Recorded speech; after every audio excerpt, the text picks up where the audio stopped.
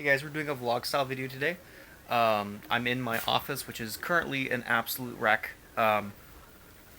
working on that.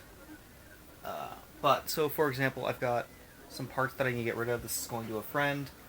Um, got to sort through some motherboards, which I'll do later. If you'd like a video on that, let me know. I've got some weird stuff, so actually, this is going to look familiar to what I'm doing today, but I've got some interesting Zotac boards that are like MITX workstation boards. So like that thing has two USB 2 headers, I think, or is it two? Yeah, two USB 2 headers, a USB 3 header, a bunch of SATA, M SATA. I don't know if that one has overclocking features or not because I don't have a chip that supports it, so it doesn't matter. But yeah, you might notice there's a 3D printer going off in the background. That's actually what I'm going to work on today. So how my 3D printer is currently set up is, sorry about that, is like this. So I've got my HP EliteBook over there, and then the 3D printer, which is a MakerBot 2X, there. And so that laptop is really hard to remote into because it's got integrated graphics, which for the most part when you're using it is fine, until you get into the account that has no VRAM. So when it's previewing the file on MakerBot software, it's really sluggy.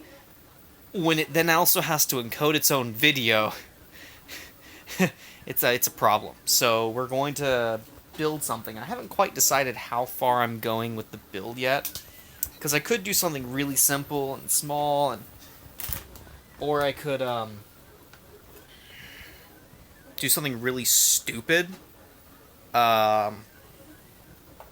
or maybe something less stupid. But currently deciding how far I want to go. So right now what I'm thinking, let's move this board so that it doesn't get damaged. Right now what I'm thinking is I have a mini ITX case here that is like a little bit bigger than a Mac Mini, and I'm thinking of throwing a computer into it, and yeah, that's basically what I'm thinking of. It's like a 60-watt power supply, so I have to use something really low power, but I have really low power. So this is another one of those Zotac boards. This is a different variant. I don't remember what the number on this is. They use really convoluted, like, H77 ITX-H-C or whatever it is. I think this is the C, and I think that one's the E, but I don't remember. This has a 3770T on it, and so my thought is, if I throw the 770T in there, it's like a 35-watt chip, so running only 60 watts should be more than enough. I shouldn't have to worry about anything, but I also have some other cases that I can try. I could do a little bit more of a... I can't hold anything today. Holding a camera and doing this at the same time is hard. I don't know how people do vlogs. Anyways, shouldn't be too hard to do, so I'm going to take a look around and see what I've got, and then come up with a few choices. So yeah, I'll be right back. Yeah. So here's the parts list for this build, since this is kind of a build. I don't know. We've got an Intel Core i7 3770T, as I said before. 8 gigs of Corsair DDR3. It's 1600 megahertz cheapo stuff. Some M-SATA SSD. I think it's 120 gig. Doesn't really matter. Wi-Fi card that has a remote display feature, which is super useful for a work case like this. Yeah, and then some random mini ITX case that I picked up off eBay. And the really cool part, considering it's one of my builds, is the fact it actually has an I/O shield, which is, with me, very surprising. Yeah, so we're gonna. Oh, and the power supply. I forgot to tell you the power supply. It is a Netgear router power supply. Yeah, because that's all I could find that fits this plug. So it goes. Oh, this is really hard to do from the screen. Oh, maybe it doesn't fit this plug. Well, you know what? We will go find a power supply for this later. I have one somewhere. They'll get figured out later. It's not as important as actually having the machine assembled. It'll be fine. But yeah, so we're gonna work on this, and I'm gonna first go find the power supply because I'm gonna kind of need that test everything.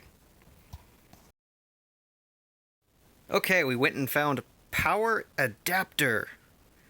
This is the one that originally shipped with the case. It was in the box that I never really went through. So yeah, we're going to assemble this now and hope that it all works together. We'll find out, I guess.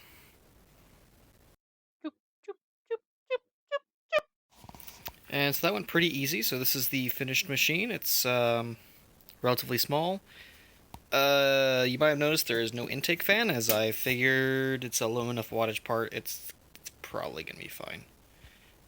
It's never going to be really under any major load. One thing I didn't mention before is the Wi-Fi card. The nice part about it is it has a remote display function, which means I don't have to worry about remoting into it, which is great because this machine is always going to be remoted into. I'm never going to access it directly. I really hate throwing one of my Zotac boards in here for this, but until my 6100T is freed from the EN1060 I have, this is what's going to happen. I'll actually change this machine once I don't need the once the EN1060 gets its i7. I'll be swapping this board out for the other one because this one actually was meant to be used for LAN machines, hence the i7 class CPU. But yeah, let's plug this thing in and see how well she does. And I apologize, I am not used to the vlogging thing. This is my first vlog video, so I'm gonna try my best to do a bunch of stuff single-handedly. There we go. Ooh, listen to that coil whine.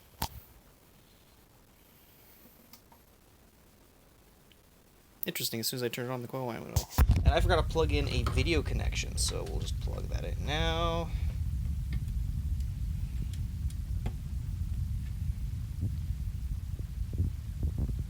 And boom. We're back in Windows. Yay! Now I've got to install my remote access software, and and the MakerBot software. But apart from that, it's almost done. So I'm gonna do that, and then we will test it on the actual PC or on the printer. So I got it all working. It's currently installing updates because this Windows install is like a few months old. Yes, I could have reinstalled Windows. I didn't because I didn't want to. Top of this thing is a little warm, but I don't think it'll be an issue. We'll do thermal testing long term later. If you'd like to see a full review video on things like this, where it's a small little dinky case with a weird, well, with a low power configuration. Sorry, that was me leaning against the door. If you'd like me to see me do a review of weird hardware configurations like this, let me know. Certainly willing to do it. I have a few other things that I want to do too. But yeah, we'll take a look. As I said, it's not getting too warm. It's not going to be the coolest running computer in the world, but it just needs to run my 3D printer. And not be my laptop that's going to die if I keep using it for that. So yeah. If you guys enjoyed this video, feel free to like and subscribe. There's 2 buttons down there. That's what they do. Feel free to like and subscribe. There's a few buttons down there. 2 of them do that, and I'd love it if you guys could do that. If you like the vlog content, let me know. Put a comment down below, that kind of thing. But this is one of those things where it's like I decided today, hey, I'm going to do this. So I figured I'd post a video on it and show you guys what I went through. If you'd like to see 3D printing videos, let me know. I do a little bit of 3D printing. Most of it's pretty much task-based, so yeah, if there's anything you'd like to see me do, leave a comment. I'll see what I can do. Yeah. Hopefully it'll be another upload in the next couple weeks. But we'll see. That is a sign that it's almost time for me to move it, so. The tracer, what the heck is Windows? This is why I hate Windows 10. It comes up with these stupid things at startup. I don't need any of this, and I know a keyboard.